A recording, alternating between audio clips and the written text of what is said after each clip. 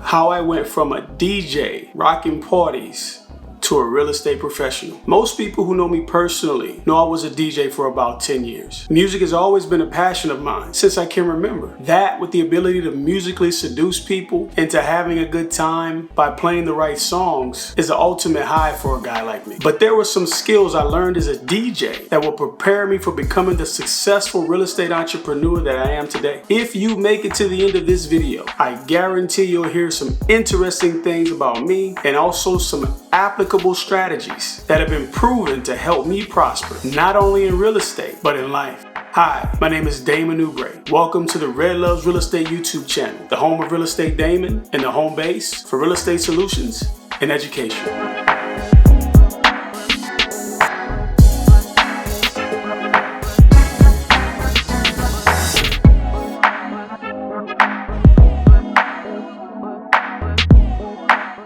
So from about 2006 to 2015, I was a DJ. I literally DJed nightclubs, bars, for parties, concerts, weddings, you name it. I did this in Louisiana and Southern California for almost 10 years. So let me give you some backstory. From about 2003 to 2005, I dabbled in the DJing near my hometown. However, I stopped when I left Louisiana after Hurricane Katrina in 2005 and went to live in Atlanta from about 2005 to the beginning of 2007. I moved back to Louisiana in 2007 and reconnected with an old coworker who had been DJing for a while. He was getting more gigs than he could take on, so he asked me if I would be interested in working some of the gigs and he'd pay me a flat fee. Being the music extremist that I am, I accepted his offer and began DJing some of his gigs. So let's unpack a few of those things before I continue. My first lesson was about how opportunity is actually presented to you versus how people say it will be. In every opportunity that has ever existed on planet Earth, the whole "it's not what you know, it's who you know" thing somehow doesn't even break the barrier of how this impacted my life. Now, I didn't know it, but reconnecting with that guy created a snowball effect that would completely turn my life around. So, the guy who gave me the opportunity, funny thing is,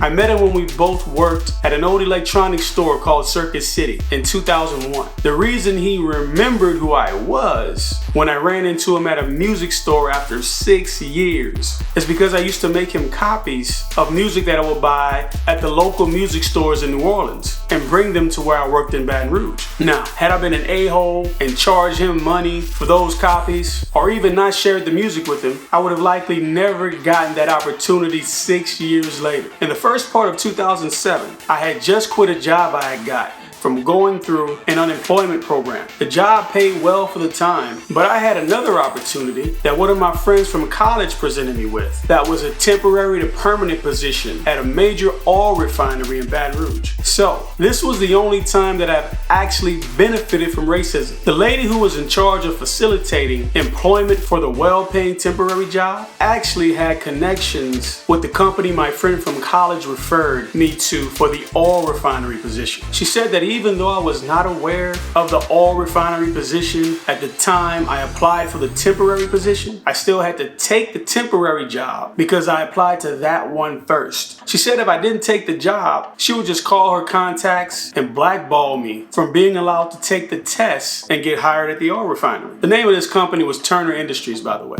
Of course, this crushed my spirit and confidence, and the life was practically sucked from me. So I worked the job that she blackmailed me into working for about 4 months, and then I quit. It wasn't until 3 months had passed that I got blackballed that I would meet this old friend. Unbeknownst to him, he would set me on the path to make $65,000 per year DJing by 2010. Not to mention introducing me to one of my best friends, a DJ as well, who actually was responsible for facilitating my very first IT job in 2007, working for the state of Louisiana. This IT job prepared me for the next 8 years of my life, as it gave me the skill set to qualify for higher end IT jobs. Now, I do believe in karma and that people who give will ultimately be given something back. Unfortunately, no one knows karma's timetable of returning the favor. So the goal is to give to others as much as you possibly can, whether it's knowledge or opportunity, essential information, or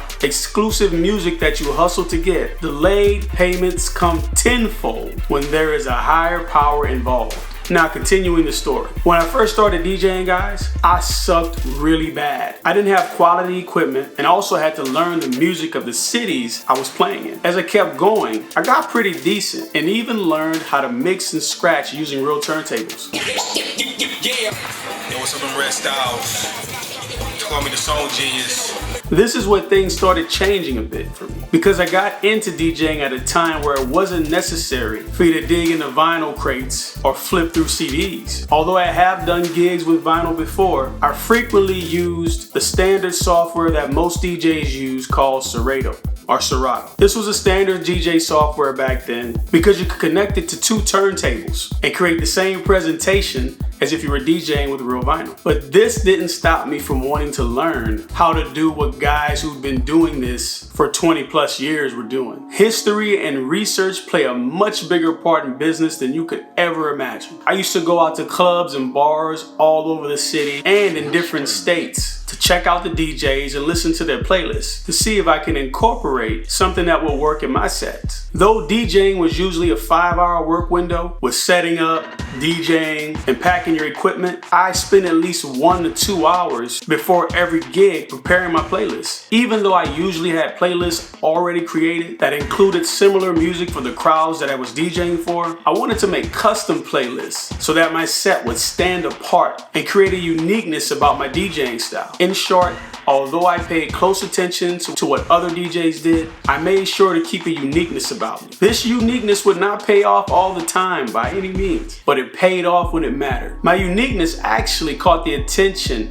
of people who put me in position to get consistent DJ work in a city I wasn't even from, nor had any real family connections to that industry. It's how I got referrals and went from being unemployed in 2007 to making $65,000 a year in 2010 from my DJ business alone.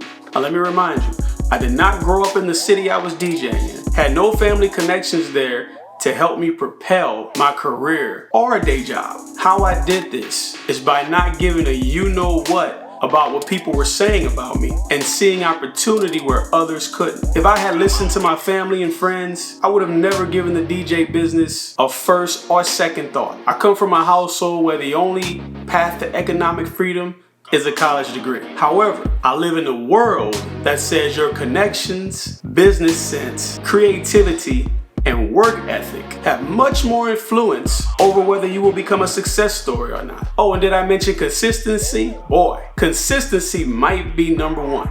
In short, always bet on yourself when others are not betting on you. That way, if you fail, you can't blame others for your failure. But if you make it, you'll develop the faith and confidence in yourself that is required to go against the grain. A few popular people who have gone against the grain are, let's see,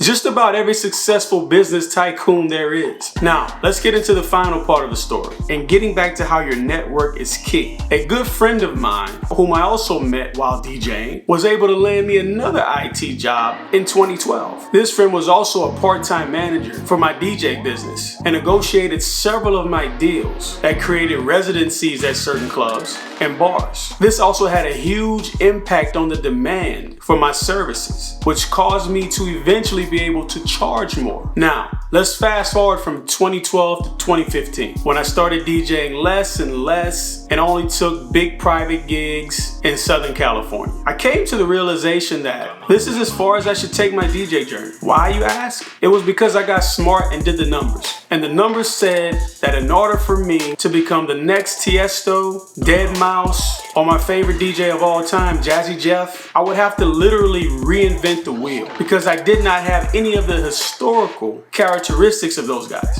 Models are absolutely necessary for clarity in our visions. We need to see who's done what we intend to do. We also need to know their story and their background so we can see if we share some of the characteristics needed to get that same opportunity to be at the level that our models have gotten to. So I wasn't from a big city like these guys. I mean, hell, I grew up in the city with less than 6,000 people and a high school with about 500 to 600 students. I'm an only child. I have 0 musicians or music people in my family growing up. And the uncle I had who was a musician died 20 years before I was born. And my most successful DJing stint was in a city that I did not grow up in and had 0 political connections in. And to top it all off, unlike Jazzy Jeff, I just didn't have the Fresh Prince of Bel-Air MCing at my parties. I just could not justify sacrificing the relationship with my wife and kids to pursue this dream of being the party maestro I had once dreamed of being. So these are all excuses, right? Or